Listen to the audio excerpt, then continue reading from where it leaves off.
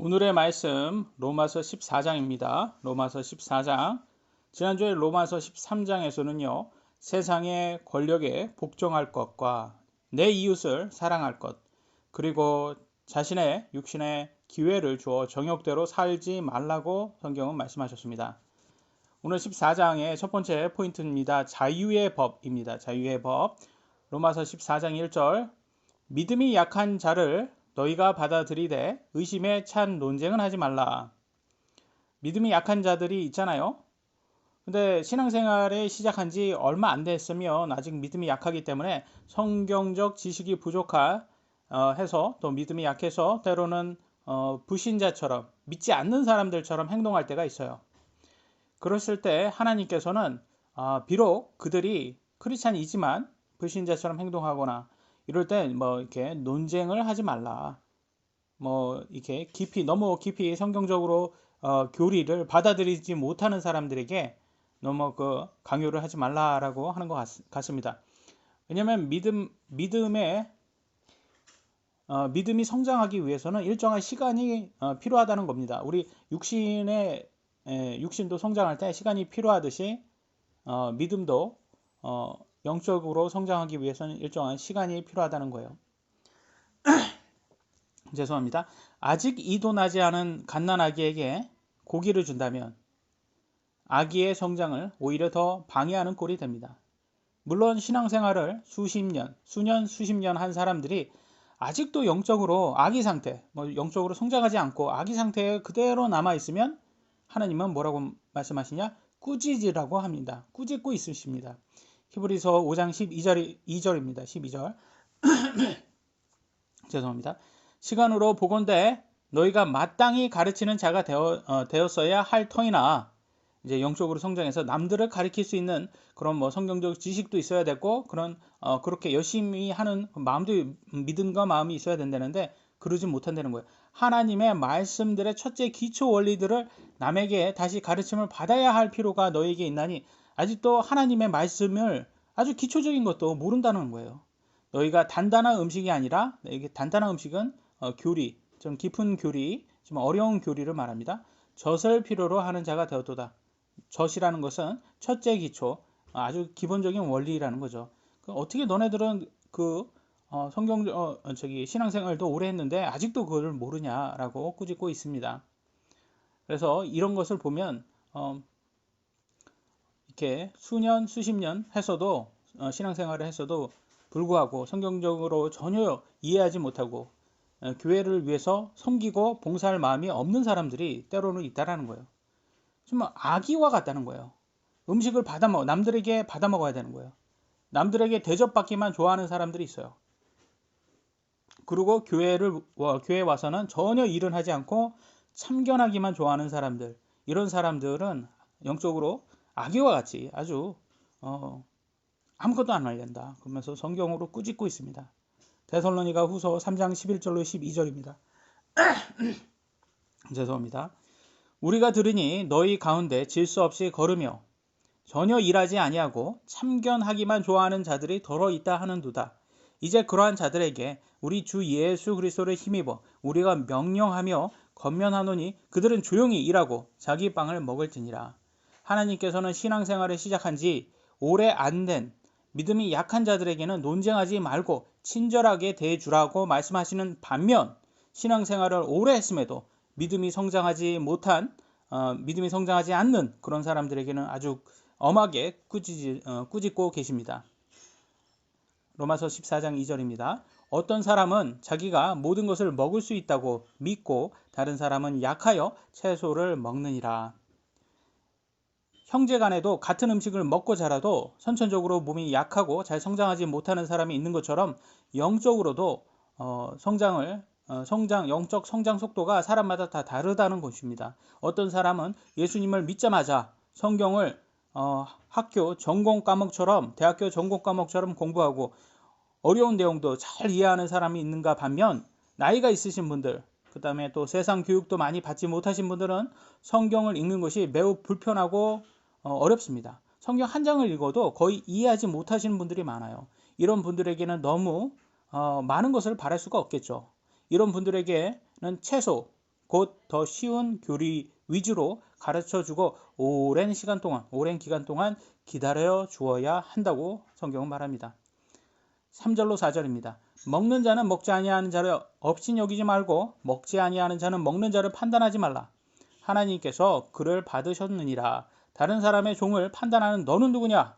그의 서거나 넘어짐이 그의 주인에게 달려 있은즉 참으로 그가 세워지리니 하나님은 능히 그를 서게 할 수 있느니라. 하나님께서 그를 받은 이상 그가 믿음 위에 서거나 믿음을 버리고 떠나는 것은 하나님께 달려있다고 합니다. 믿음이 큰 사람은 약한 사람을 없인 여기지 말고 믿음이 약한 사람은 큰 사람을 판단하지 말라고 합니다. 그러면 이렇게 어떤 사람이 목사라든지 영적으로 성숙한 사람이 이렇게 조언을 할 수 있죠. 크리스천은 술을 마시면 안 됩니다. 또는 크리스천은 하나님께 10분의 1을 드려야 합니다. 라고 이렇게 말했을 때 믿음이 약한 사람들은 이렇게 말할 수 있을 거예요. 당신이 뭔데 나에게 이래라 저래라 합니까? 라고 화를 낼 수도 있습니다. 아직 믿음이 약하기 때문에 성경의 명령에 순종하는 것이 오히려 자기에게 더 좋게 자기에게 더 유익하다는 것을 아직 깨닫지 못하신 분들이 있어요. 하나님께 복을 많이 받는 방법은요, 하나님 말씀에 순종하면 됩니다. 술도 먹지 않으면 뭐가 좋아집니까? 더 건강해지겠죠. 그 다음에 재정도 아껴서 더 부유해질 수도 있습니다. 많은 혜택이 사실 하나님의 명령만 순종해도 온다는 거예요. 그런데 이렇게 믿음이 약한 사람들은 당신이 나한테 왜 그런 말을 하냐라면서 그 사람들은 막 판단하려고 합니다. 근데 반면 믿음이 영적으로 성장한 사람들은 믿음이 약한 사람들은 없인 여기지 말라고 합니다. 믿음이 약한 사람은 큰 사람을 판단하지 말라고 하고요. 크리스천은 하나님의 기쁨과 영광이 되어야 하는 사람들입니다. 교회 안에서 서로 싸우면 어떻게 될까요? 소금이 맛을 잃고 세상 사람들에게 밟힐 뿐이라고 하는 거예요. 이렇게 교회 안에서 막 싸우는 교회들 있잖아요. 한국에도 있고. 이런 교회는 성경에서는 차라리 너네들 모이지 말아라. 모이지 않는 게 더 좋다. 그럴 거면 교회에서 싸울 거면 그런 교회는 모이지 않는 게 좋다라고 말을 합니다. 고린도전서에서 볼 수 있어요. 11장 17절에 이렇게 말합니다. 너희가 함께 모이는 일이 더 좋은 일이 되지 못하고 더 나쁜 일이 된다는 것이라. 함께 모였더니 모이면 싸운다는 거예요. 여러분 식구들 중에서도 그렇죠.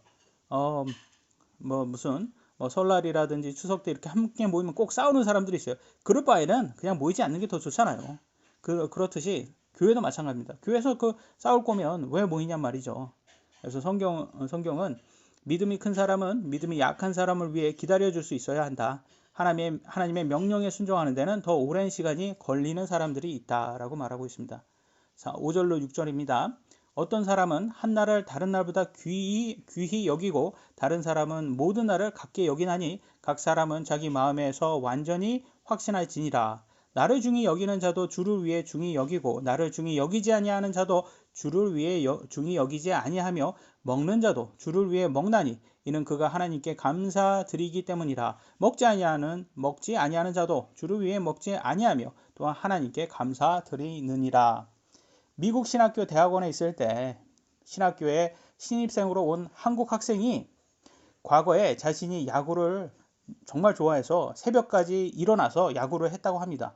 그런데 신학교에 봤더니 그런 세상적인 것을 위해서 시간을 사용했던 자기 자신이 너무 후회된다고 하더라고요. 그래서 그러면서 하나님을 위해서 시간을 꼭 써야 된다 이렇게 주장하기 시작했습니다.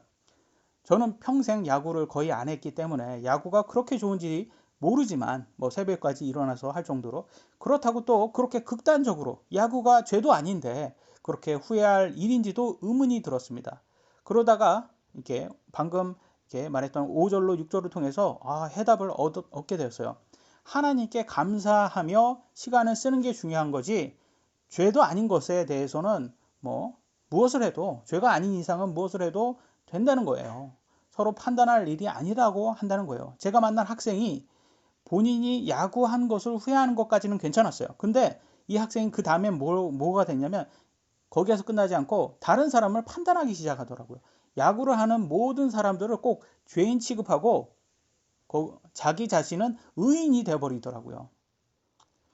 성경에서는 이렇게 자기 자신을 의인처럼 여기고 다른 사람하고 비교해서 다른 사람을 낮추고 자기는 꼭 대단한 것처럼 하는 사람들이 하나님께서는 예수님께서 아주 의롭지 못하다고 오히려 그런 사람들이 더 거만하다고 말을 하고 있습니다. 누가복음 18장 11절로 14절에 이렇게 나왔습니다. 바리새인은 서서 자기 홀로 이렇게 기도하여 이르되 하나님이여 내가 다른 사람들 곧 착취하는 자들과 불신한 자들과 간음하는 자들과 같이 아니하고 더욱이 이 세리와도 같이 아니함을 감사하나이다. 나는 일주일에 2번 금식하고 내 모든 소유의 11조를 드리나이다 하고 세리는 여기까지 보시면 바리새인의 하는 행동이 다 틀린 게 아니에요. 맞아요. 성경적으로 다 하는 게 맞아요. 그런데 이 사람이 그거로 자기의 의에 빠져서 자기 자신을 높이는 게 문제점이라는 것을 보여주고 있는 거예요. 다음 13절에는 비교 대상이 나옵니다. 세리는 멀리 서서 감히 눈을 들어 하늘을 우러러 보지도 못하고 다만 가슴을 치며 이르되 하나님이여 죄인인 내게 긍휼을 베푸소서 하니라. 내가 너에게 이르노니 예수님이 말합니다. 저 사람이 아니라 오히려 이 사람이 의롭게 되어 자기 집으로 내려갔느니라. 자기를 높이는 자는 다 낮아지고 자기를 낮추는 자는 높아지리라 하시니라. 예수님 누구를 더 의롭다고 말씀하십니까? 이 세리. 행동적으로는 별로 의로운 것이 없지만 자기 자신에게 겸손하다는 것을 겸손을 더 하나님이 더 좋아하신다는 것을 알 수가 있습니다. 바리새인은 하나님께 감사한다고 말은 하지만 그의 속마음에는 하나님 저는 이 정도로 합니다. 이 정도로 잘났습니다. 자랑하고 있고 자신을 높이고 있고 자기 의에 빠져 있어요. 근데 예수님은 바리새인을 의롭다 하지 않으시고 오히려 세리, 의롭지 않은 정말 세리를 더 의롭다고 하셨어요. 왜냐하면 여기에서 배울 수 있는 것이 하나님께서 하나님께 감사하고 겸손하고 이런 사람들을 하나님께서 더 좋아하시는구나라는 것을 볼 수 있습니다. 다른 사람하고 비교하여 자신을 높이는 행위는 절대 하나님께서 인정하는 그런 행위가 아니라는 거예요. 야구 그거 세상적인 거 그런 걸 하는 것은 이거는 근데 세상을 나를 더 귀하게 여기는 사람도 있고 또 귀하게 여기지 않는 사람들도 있다고 하잖아요. 그러니까 모든 것은 하나님께 감사하는 그 마음이 더 중요하다는 거예요. 크리스천도 취미생활 할 수 있습니다. 얼마든지 할 수 있어요. 그런데 옛날에는 우리가 나라가 못 살았을 때는 골프 그러면 골프 취미생활 골프로 한다 그러면 저 사람들 그래서 굉장히 비판하고 그랬지만 오늘날은 유튜브 보면 다 연예인들도 다 취미로 골프도 할 만큼 우리나라가 굉장히 잘 살게 되었어요. 근데 이게 감사할 일이에요. 사실 이렇게 잘 살게 된 게 골프도 하고 근데 저는 그 골프에 전혀 취미가 없어서 거의 쳐본 적도 없고 그러니까 잘 모르지만 그렇다고 해서 그들을 비판할 일이 아니라는 거예요. 골프 누가 치고 그래서 미국에 보니까 미국 목사님들도 거긴 대중화가 돼 있기 때문에 골프 그렇게 비싸지도 않고 골프 많이 칩니다. 미국 목사님들 만나서 골프 치고 여러 가지 취미생활 해요. 근데 그거 나쁘다. 어떤 사람들은 그럴 거예요. 그거 어떻게 그러냐. 목사가 골프 치고 그럴 수 있냐. 근데 저는 그런 걸 하지는 않지만 그렇게 하시는 분들은 그걸 비판할 일이 아니라는 거예요. 취미생활 얼마든지 누릴 수 있죠. 하나님이 주신 것에 시간을 감사하고 쓰면 된다는 거예요. 근데 또 그렇게 또 비판하는 사람들이 그러면 자기 시간을 그냥 정말 거룩하게 하나님을 위해 쓰냐? 그런 것도 아니에요. 또 그냥 시기 질투 하는 거죠. 그냥 시기 질투. 자기는 골프 칠 만큼 재력이 안 되니까 그 사람들을 비판하고 목사가 저게 뭐야 이렇게 비판하는 데만 자기 시간을 쓰면서 뒤에서는 꼭 이렇게 비판하는 성도들 보면 성도라고 할 수도 없을 만큼 그런 사람들 비판하는 사람들 보면 꼭 술 담배는 꼭 하더라고요. 크리스천이라면서. 그래서 이렇게 남들을 비판하는 것이 이런 사람들이 굉장히 이렇게 좀 내로남불이는 사람들이 많이 있다. 그게 예수님이 누구를 그런 얘기를 하냐면 바리새인들이 내로남불의 끝 아닙니까? 우리가 다른 사람의 악행을 지적할 때 그들의 악행만 지적해야 되는 거예요. 악행을 하지 않는 나는 그들보다 더 의롭다라고 자기 의에 빠지면 그때부터는 죄가 되는 거예요. 우리도 얼마든지 악행에 빠질 수 있는 연약한 존재라는 것을 잊으면 안 됩니다. 우파라며 좌파의 악행을 열심히 지적한 사람들 많은 사람들이 있어요. 유튜브에서 보니까 많이 있더라고요. 근데 알고 보니까 좌파의 악행에 못지않은 악행을 범한 내로남불이더라고요. 그게 시간이 지나니까 종종 밝혀지는 사람들이 있어요. 남들의 악행을 지적하는 사람은 자기 자신은 그들보다 의롭다고 생각하고 자신의 악행에는 아주 둔감하더라고요. 그래서 성경은 항상 우리도 죄 짓지 않기 위해서 조심하라 경고하고 있습니다. 갈라디아서 6장 1절에 형제들아 만일 어떤 사람이 잘못에 빠지거든 영적인 너희는 온유의 영으로 그러한 자를 회복시키고, 여기에서 핵심입니다. 내 자신을 살펴보아 너도 시험에 들지 않게 하라. 영적인 사람인데 여기 보면 영적인 너희는, 영적인 사람이 얼마든지 사탄의 시험에 빠질 수 있다는 거예요. 그러니까 너희 잘 살펴보고 자신 잘 살펴보고 시험에 들지 않게 조심해라, 이렇게 경고해 주고 있어요. 그러니까 자기가 영적이라고 생각하면서 막 이렇게 남들 비판하고 자기 의에 빠져서 사는 사람들이 얼마든지 시험에 빠져서 세상 사람도 하지 않는 그의 죄에 빠지는 그런 목사들, 그런 종교인들, 그런 정치인들 얼마나 많이 보고 있습니까? 내로남불 하는 사람. 그러니까 내로남불 하는 사람들이 자기 의에 빠진 사람들이에요. 그래서 성경에서는 얼마든지 영적이라고 하는 사람들도 시험에 빠질 수 있구나라고 보여주고 있습니다. 크리스천은요, 완벽한 사람이기 때문에 크리스천이 아니라 죄를 깨닫고 회개하고 더 이상 죄를 짓지 않으려고 노력하는 사람들이기 때문에 크리스천인 거예요. 크리스천이라고 뭐 다 완벽하지 않습니다. 많은 사람들이 크리스천을 이렇게 믿지 않는 기독교를 막 비판하는 사람들이 막 크리스천이면 왜 완벽해야지 완벽하지 않냐고 그러는데, 우리가 다 죄인인데, 예수님 믿어도 죄인은 그대로 죄인인데, 우리가 완전히 부활하기 전까지는 우리는 죄에서부터 이렇게 완전히 깨끗하고 완벽해질 수는 없습니다. 로마서 7절로 14장 7절로 10절에 이렇게 나왔습니다. 우리 중에 아무도 자기를 위해 살지 아니하고 또 아무도 자기를 위해 죽지 아니하는도다. 우리가 살아도 주를 위해 살고 죽어도 주를 위해 죽나니 그러므로 살든지 죽든지 우리가 주의 것이로다. 이 목적을 위해 그리스도께서 죽으시고 일어나사 다시 살아나셨으니 이것은 그분께서 죽은 자와 산 자의 주가 되려 하심이라. 그런데 내가 어찌하여 내 형제를 판단하느냐? 어찌하여 내 형제를 무시하느냐? 우리가 다 그리스도의 심판석 앞에 서리라. 우리도 다 그리스도의 심판석 앞에 서서 재판을 받는 사람들이기 때문에 다른 크리스천 형제들을 판단하거나 무시해서는 안 된다고 합니다. 남들의 죄들을 강력하게 비판하고 자신은 절대 그런 죄를 짓지 않는다고 큰소리치는 목사들이나 종교인들, 정치인들, 연예인들, 막 이런 사람들 보면, 시간이 지나고 보면 어떻습니까? 믿지 않는 세상 사람들도 범하지 않는 죄들을 범하는 것을 볼 수가 있어요. 이런 종교인들, 이런 목사들이 예수님이 지적했던 바리새인들인 거예요. 종교 지도자들. 자기 의에 빠져서 자기는 거룩한 척, 거룩하다고 믿었던 사람들. 알고 보면 사실 사탄의 손에 놀아나온 사람들이었죠. 우리도 얼마든지 사탄의 유혹에 빠져 죄를 지을 수 있는 연약한 사람이라는 것을 잊지 말아야 합니다. 그리고 성경 말씀대로 다른 형제를 판단하거나 무시하거나 하지 말아야 돼요. 다른 사람들을 판단하고 무시하는 것, 이것은 자기 의에 빠지는 거예요. 자신들이 행하는 죄는 하나님의 위한 것이기 때문에 괜찮다고 합리화하는 사람들이 있어요. 우리가 잘 아는 신천지가 전도를 할 때 항상 거짓말로 옵니다. 자기는 뭐 어디 뭐 교수고 막 이렇게 해서 내가 도와주겠다 하면서 막 굉장히 친절을 베풀어요. 그런데 알고 보면 다 사기꾼들이에요. 다 거짓말이에요. 교수도 아니고 뭐 서로 형제도 아니고 형도 아니고 뭐 누구 지인도 아니고 그냥 다 신천지에서 알게 된 사람들인데 이렇게 막 거짓말로 이렇게 새로운 사람한테 다가갑니다. 그러면서 그들은 뭐라고 말하냐? 내가 하나님을 위해 전도하는 것이기 때문에 자신들의 거짓말이 괜찮다고 합니다. 이 합리화, 내 의에 빠져서 하는 거예요. 좌파들도 거짓말 엄청 잘합니다. 그런데 뭐라고 하는지 아세요? 그들이 거짓말하는 거는 정의랍니다. 왜? 그들은 공산주의 이데올로기에 빠진 사람들이잖아요. 그렇기 때문에 이런 자신들의 이데올로기가 이 땅에 실천되기 위해서는 무슨 짓을 해도 다 괜찮다는 거예요. 자신은 정의롭다고 말합니다. 그래서 조국 같은 사람들, 이런 사람들이 거짓말 막 말할 때 다 거짓말이잖아요. 근데도 너무 떳떳해 하잖아요. 그래서 이런 사람들이 왜 그러냐면 자기 의에 빠져서 그렇습니다. 로마서 3장 4절에 이렇게 나왔습니다. 참으로 하나님은 진실하시되 사람은 다 거짓말쟁이라 할지니어다. 이미 말씀하셨잖아요. 하나님께서 우리 다 거짓말쟁이다. 인간이 다 거짓말쟁이다.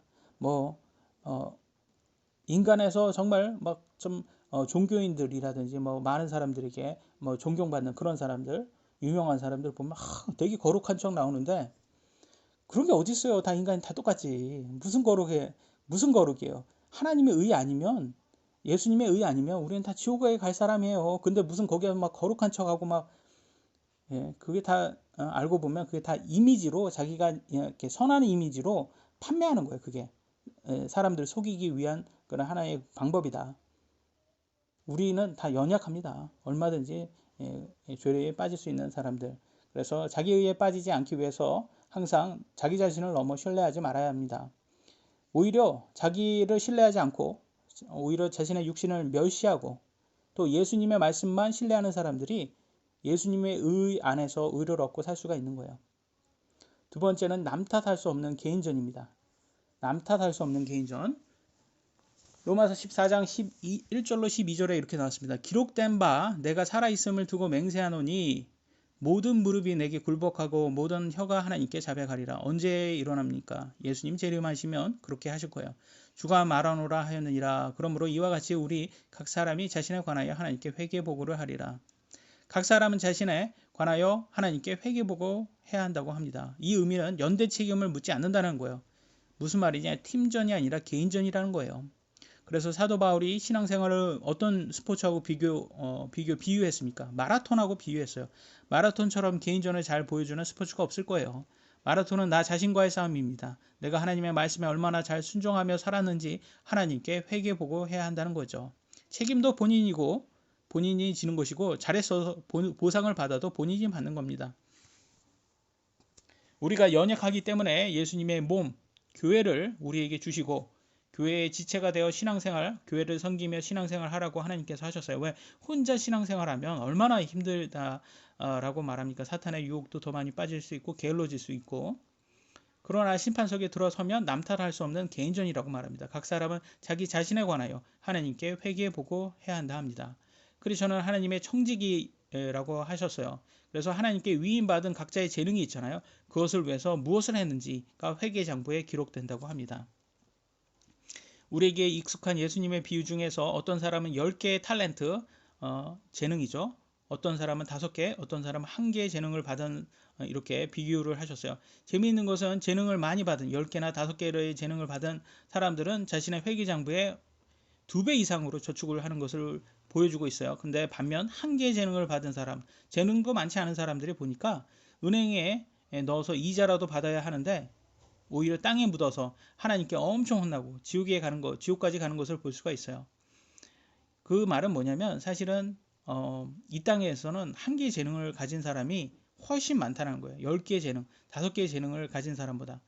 여러분 10개의 재능, 5개의 재능을 가진 사람들은 천재라고 합니다. 천재. 재능을 많이 가져서. 이런 사람들은 얼마나 아웃스탠딩해요. 세상에서.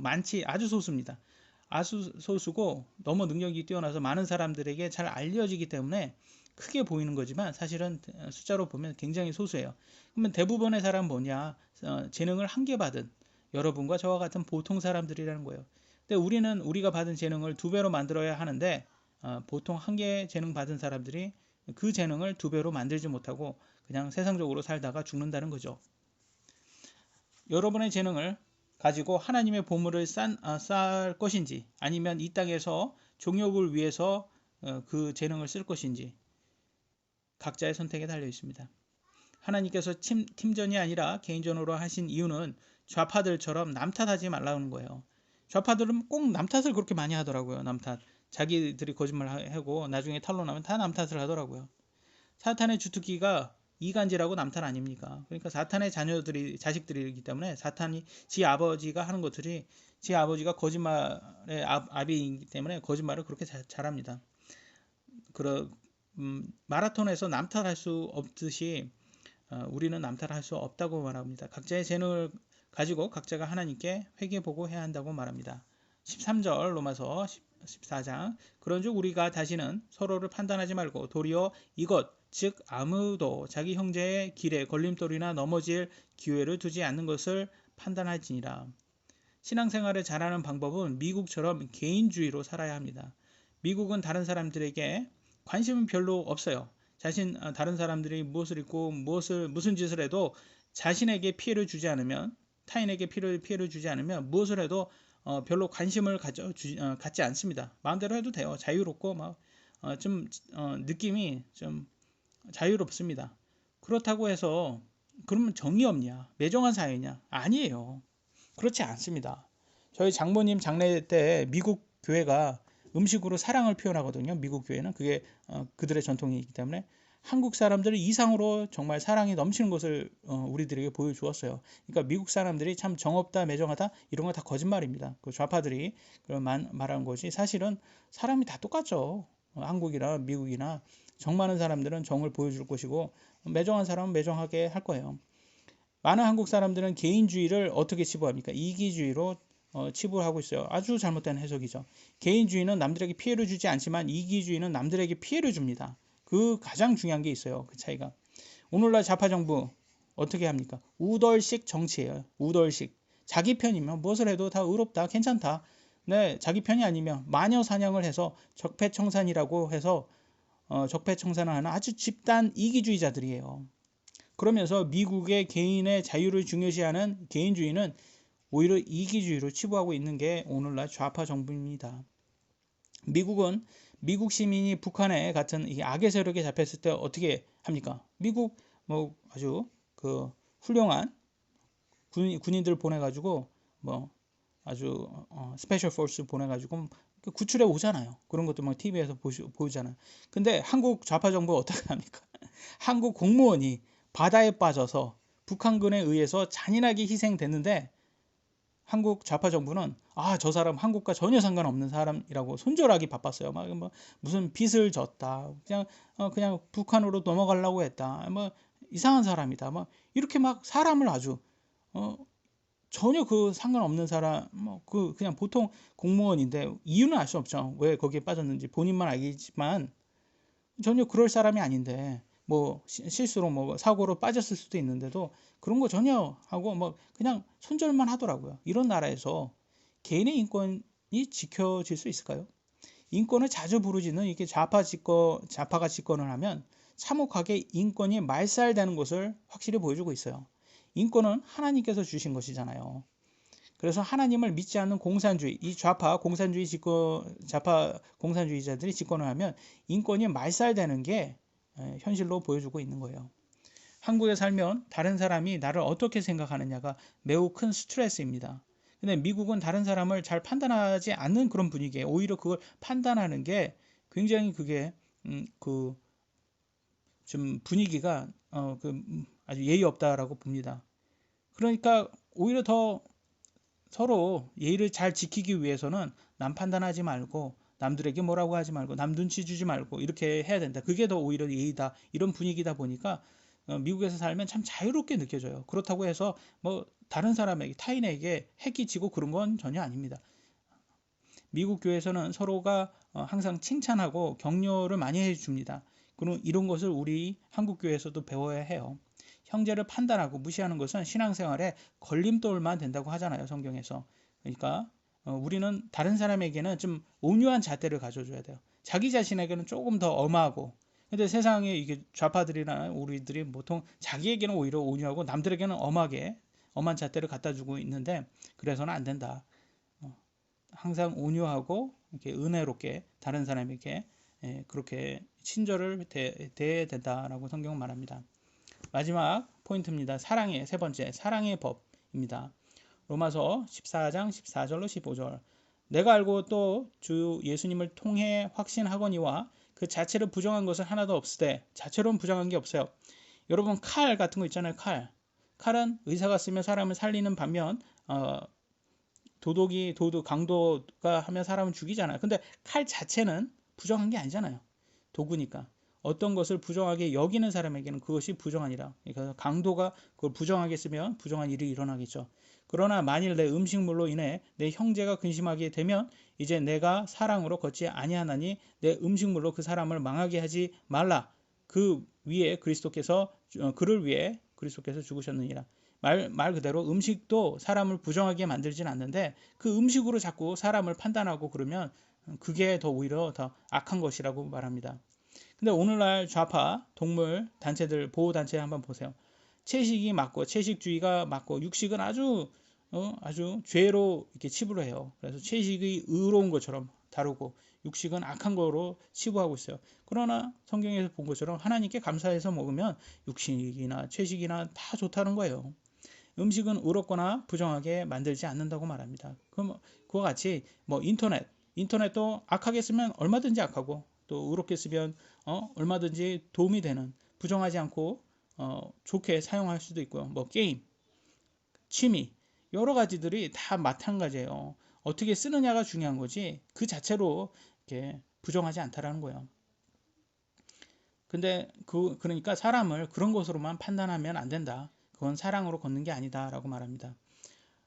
로마서 14장 16절로 17절 그러므로 너희의 선한 것이 비방을 받지 않게 하라. 하나님의 왕국은 먹는 것과 마시는 것이 아니요 오직 성령님 안에서 의와 화평과 기쁨입니다.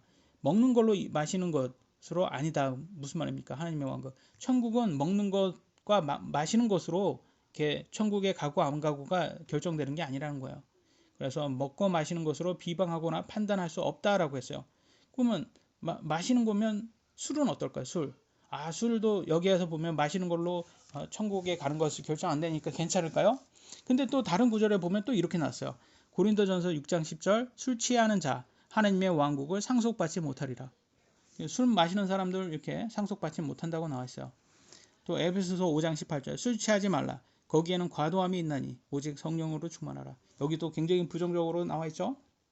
근데 많은 사람들이 그래요. 아니 그 성경에 술 취하지 말라고 했지 술 먹지 말라고는 안 했습니까? 그러면 술 먹어도 된다. 라고 술은 먹어도 되잖아요. 취하지만 않으면 되지. 근데 술 취하는 사람들 뭐라고 해요? 다 대부분 자기는 술 안 취했다고 말을 해요. 과거에는요. 왜 이렇게 성경은 이렇게 술 취하지 말라는 걸 더 강조하냐? 과거에는 술을 마셨어요. 2000년 전 성경 시대의 과거에는 술을 마셨어요. 왜냐면 거기는 냉장 시설이 없었잖아요. 그러니까 뭐 포도주나 그런 거를 오래 보관하기 위해서는 발효를 시킬 수밖에 없었고 그로 인해서 그게 술이 될 수밖에 없었던 거죠. 그래서 약이 많이 없었던 과거에는 또 와인을 이렇게 속병에 그게 도움이 되기 때문에 약처럼 마셨습니다. 그래서 취할 정도만 마시지 말고 약이니까 약으로 조금 마셔라 이렇게 했습니다. 근데 하지만 오늘날은 어떻게 됐어요? 음료수, 술, 뭐 알코올 성분이 있는 약, 음료수, 약, 술 이렇게 정확하게 이렇게 구분이 되었어요. 그러니까 내가 무엇을 먹냐가 그로 인해서 내가 무엇을 하기 위한 것인지 정확히 보여준다는 거예요. 그걸 간증으로 보여줄 수가 있습니다. 그래서 술을 마시는 것이 어떤 간증을 주는지는 여러분이 잘 아실 거예요. 한국에서 술을 마시는 사람들은 항상 자신은 취하지 않았다고 주장하고 또 범죄의 80%가 술을 마시는 사람들로부터 일어나고 있어요. 근데 크리스천이 술을 마시는 것이 본인에게 좋지 않고 주위 사람들에게는 얼마나 악한 영향을 끼치니까 뭐 가족 폭력 이런 데 술하고 또 술 취한 남편 뭐 이런 사람들이 많이 관련이 있잖아요. 하나님께 영광이 되지 못한다는 건 너무 자명하게 보여주는 거예요. 그러니까 구약과 신약을 보면 모두 동일하게 술은 항상 하나님께서 부정하게 말하시고 있다. 그래서 저는 마시지 않는 것이 그러니까 술은 마시지 않는 게 더 유익하다. 그래서 성경에서는 술은 부정하게 거론되어 있다. 술로 인해서 오늘날 정말 많은 사람들이 건강 잃죠, 또 재정도 잃죠, 가족도 잃고 있어요. 술과 담배 이런 것들로 사실 많은 돈을 지출하고 있습니다. 그럼에도 성경에 먹는 거 마시는 것에서는 뭐 부정하지 않다라는 것에는 술은 당연히 포함되지 않은 것, 오히려 술은 부정하다는 것을 자명하게 보여주고 있습니다. 로마서 14장 18절로 19절 이것들 안에서 그리스도를 섬기는 자는 하나님께서 받아 주시며 사람에게 인정을 받느니라. 그러므로 우리가 화평을 이루는 일들과 서로를 세워주는 데 필요한 일들을 따르지니라. 크리스천 형제들 간에 서로 판단하고 무시하는 것이 아니라 서로 화평하고 서로 격려하며 세워주는 것이 하나님을 따르는 일이라는 고 성경은 말을 합니다. 미국 교회에서 코로나에 걸려서 숨쉬기도 어려운 선교사님이 저희 가족들도 이렇게 코로나 걸렸다는 소식을 듣고 건강이 어떤지 이렇게 안부를 물으러 전화를 하시더라고요. 한국에서 복음 사역에 힘쓰는 것에 칭찬을 해 주시고 본인도 힘드실 텐데 이렇게 걱정하시고 기도해 주시는 것을 보면 이렇게 하나님의 자녀이기 때문에 서로를 이렇게 위로를 해 주는구나. 이게 하나님의 자녀이기 때문에 하나님 말씀대로 하기 때문에 이게 가능하구나.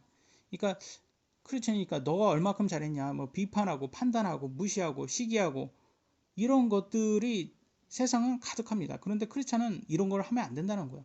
어차피 하나님께서 판단하실 거니까 그 사람이 잘하든 못하든 하나님께서 그 뭐 징계를 하던 보상을 해 주시던 그건 하나님께서 하실 거고 우리는 서로가 그런 사이가 아니라는 거예요. 비판하고 판단하고 무시하고 시기하는 것은 세상 사람들이 하는 것이지 크리스찬들은 우리는 오히려 격려하고 사람들에게 더 잘할 수 있도록 칭찬해주고 친절하고 해야 된다는 거예요. 모두가 완벽한 사람이 없잖아요. 그러니까 완벽한 결과도 낼 수가 없습니다. 우리는 완벽하지 않기 때문에. 연약한 지체를 가지고 있어요, 우리는. 그래서 서로가 서로를 격려해 주어야지 중간에 믿음을 버리고 중간에 포기하지 않고 마라톤을 끝까지 달려 결승선에 도달할 수 있습니다. 마라톤을 달릴 때 여러분은 어떤가요? 너무 힘들어서 그 자리에 주저앉아 쉬고 싶은 마음이 굴뚝 같을 거예요. 하지만 지금까지 고통을 참고 왔다는 것을 생각해 보면 절대 포기할 수 없습니다. 우리가 결승선을 통과하면 더 이상 고통 없는 천국에서 안식할 수 있다고 성경은 말합니다. 이 땅에 살며 세상과 동화되지 않고 살기가 절대 쉬운 일이 아닙니다. 저는 목사들 중에서 그 쉬운 구원, 뭐 이렇게 쉬운 신앙생활처럼 쉬운 구원, 뭐 이런 걸 강조하는 사람들, 굉장히 저는 별로 안 좋아합니다. 정말로. 아니 신앙생활이 어떻게 쉬울 수가 있어요. 세상과 동화되지 않고 위해서 그 영적 싸움이 전혀 없는 사람들인 거잖아요. 그러니까 그 구원파들이 그래요. 구원파들이 이 사람들은 그냥 세상과 동화돼서 살기 때문에 싸울 필요가 없는 거예요. 그러니까 그냥 쉬운 구원이라고 이렇게 얘기를 하는 거예요. 구원 쉽다. 구원 크리스찬 되는 거 너무 쉽고 크리스찬으로 천국 가는 거 너무 쉽다. 이렇게 말을 하는 사람들이 있어요. 그래서 저는 그런 사람들하고 절대 동의하지 않습니다. 왜냐하면 세상과 동화되지 않기 위해서 사탄의 유혹에 싸우기 위해서 영적 전쟁을 계속 해야 되기 때문에 절대 쉬운 일이 아니에요. 그러니까 아무나 천국 가는 게 아니에요. 세상의 다수는 지옥 갑니다. 소수가 천국 갑니다. 우리 육신은 연약하기 때문에 쉬지 않고 기도하지 않으면 안 됩니다. 하나님의 도움에 정말 필요하기 때문에 간청해야 해요. 하나님의 은혜 없이는 정말 믿음 지키기 또 성경적으로 살기 정말 힘든 세상에 우리가 살고 있어요. 우리의 직장과 가정에서 하나님의 빛과 소금이 되기 위해서는 우리에게는 큰 믿음이 필요합니다. 하나님께서 주신 재능을 하나님을 위해 사용하기 위해서 노력을 해야 합니다. 예수님 재림할 때까지 하나님께서 주신 교회를 신실하게 섬기고 우리의 믿음을 증명해 주어야 합니다. 로마서 14장 20절로 21절 음식물로 인해 하나님의 일을 망하게 하지 말라. 모든 것이 참으로 순수하되 실족하게 하며 먹는 그 사람에게는 그것이 악하니라. 고기도 먹지 아니하고 포도즙도 마시지 아니하며 내 형제를 걸려 넘어지게 하거나 실족하게 하거나 약하게 하는 그 어떤 것도 하지 아니하는 것이 선하니라. 우리에게 2000년 전에 초대교회에서는 뭐가 문제였냐면 이렇게 자꾸 고기가 나오잖아요. 우상에게 바친 고기는 먹어도 되냐 안 되냐 이게 큰 논쟁이 하나였기 때문에 그래요. 그래서 사도 바울은 어떻게 했냐? 믿음이 약한 형제들은 그 우상에게 먹는 걸 누가 보면 그게 그 우상에 먹어도 되는구나 이렇게 자연스럽게 생각해서 그게 믿음을 버리게 하는 걸림돌이 될 수 있으니까 간증을 위해서 그런 사람들 앞에서는 고기를 먹지 않는 게 좋다라고 말을 합니다. 그래서 하나님께서는 이 구절을 통해서 우리에게 가르치시는 것은 선한 간증을 지키는 게 고기를 먹는 것보다 더 중요하다는 거예요. 사실은 우상에게 바친 고기라고 해서 고기 질이 어떻게 변합니까? 아니잖아요. 여러분 제사상에 올라가는 고기의 맛이 변합니까? 그게 조상들이 와가지고 맛을 봤기 때문에 이게 변합니까? 그런 거 없어요. 전혀. 그게 부정하고 부정하지 않고 그런 가치가 없어요. 그냥 고기는 그냥 고기일 뿐이잖아요. 근데 그거로 먹음으로써 좋은 간증이 안 될 때가 있다라는 거예요. 그럴 때는 먹지 않는 게 좋다라고 합니다. 선한 간증. 그래서 고기를 먹고 안 먹고가 중요한 것이 아니라 간증이 더 중요하다. 목사가 술을 마신다면 어떤 간증을 가질 수 있을까요? 만약에 교회가 주의 만찬으로 알코올이 있는 포도주로 주의 만찬을 한다면 어떤 간증을 가질 수 있을까요? 절대 좋은 간증을 가질 수가 없을 겁니다. 로마서 14장 22절로 23절 마지막 구절 내게 믿음이 있느냐? 그것을 하나님 앞에서 너 자신을 위해 가지고 있으라. 자기가 허용하는 그것으로 인해 자기를 정죄하지 아니하는 자는 행복하도다. 의심하고 먹는 자는 정죄를 받나니 이는 그가 믿음을 따라 먹지 아니하기 때문이라. 무엇이든지 믿음에서 나지 아니하는 것은 죄니라. 믿음이 더 중요하다는 거예요. 그러니까 내가 이거 먹으면 이게 나한테 좋다, 나쁘다 라고 해서 내가 이게 죄인지 뻔히 죄라고 믿는데 그걸 뻔히 먹으면 그게 자기한테 오히려 안 좋다 정죄를 한다는 거예요. 그럼 먹지 말아야죠. 내가 죄라고 믿으면. 그래서 제사 음식 먹는 게 죄일까요? 아닐까요? 제사 음식은 먹는 게 죄라고 생각하면, 죄라고 믿으면 먹지 말아야 되고, 죄가 아니라고 믿는 사람은 먹어도 된다는 거예요. 그러니까 간증이 중요한 거예요. 제사 음식을 먹는 게 죄라고 생각하는 사람들 앞에서 간증을 위해서 먹지 않아야 된다는 거예요. 성경에서는 피를 먹지 말라고 했어요. 그러면 선지 해장국 먹어도 될까요? 안 될까요? 무알콜 술은 마셔도 될까요? 안 될까요? 성경에서는 음식이 우리를 의롭거나 부정하게 만들지 않는다고 했습니다. 그러니까 우리는 답은 알고 있어요. 그러니까 그럼에도 불구하고 간증을 위해서는 어떤 음식을 먹고 안 먹고가 결정이 될 수가 있다는 거예요. 내 간증을 위해서. 저는 술처럼 보이는 것은 가게에서 사지 않습니다. 왜? 선한 간증을 위해서. 혹시라도 뭐 전혀 모르는 사람들이죠. 근데 혹시 그중 만에 하나라도 제가 목사인 것을 아는 사람이 만약에 제가 술 같은 병이 있는 것을 보는 걸 사는 것을 봤어요. 그러면 그 사람에게는 이렇게 믿음의 걸림돌이 되는 거예요. 제가 하는 행동이 그 사람들에게 믿음의 걸림돌이 되는 거예요. 그러니까 음식보다는 더 중요한 것은 믿음이라는 거예요. 우리는 다른 사람들의 믿음을 위해 선한 간증을 가져야 한다고 성경 말합니다.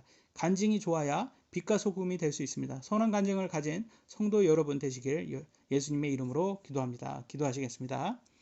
사랑의 하나님 감사합니다. 오늘도 하나님께서 주신 이 영적 음식, 영적 말씀을 우리가 공부했습니다.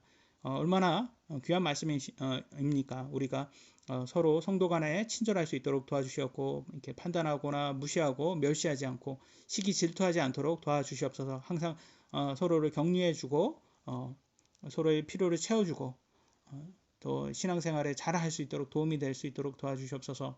우리가 서로 믿음의 걸림돌이 되지 않도록 항상 친절한 사람들 될 수 있도록 도와주시옵소서. 세상 사람들에게 좋은 간증을 보여주는 사람들 될 수 있도록 도와주시옵소서.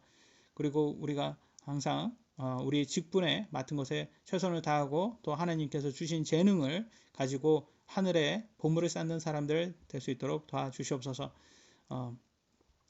우리 귀하신 물금침내 교회 성도들, 가족들 모두에게 건강을 위해서 보호해 주셨고, 코로나로 위험한 상황에서도 항상 코로나 걸리지 않도록 하나님 안에서 보호해 주시길 원합니다. 그리고 우리 자녀들 하나님 말씀 안에서 서로 친절할 수 있는 자녀로 잘 키울 수 있도록 도와주셨고, 우리 육신이 연약하다 보니까 많이 실수할 때도 있을 것이고, 좋게 우리가 막 화를 참지 못할 때도 있습니다. 화를 내서 죄를 범하지 않도록 도와주셨고, 온유한 마음으로 우리 자녀들 잘 키울 수 있도록 도와주시옵소서. 한 주 동안 하나님 말씀으로 묵상하고 하나님 말씀 안에서 영광 드리며 신실한 성도들 될 수 있도록 도와주시옵소서. 이 모든 말씀 사랑의 주 예수 그리스도의 이름으로 기도드렸습니다. 아멘.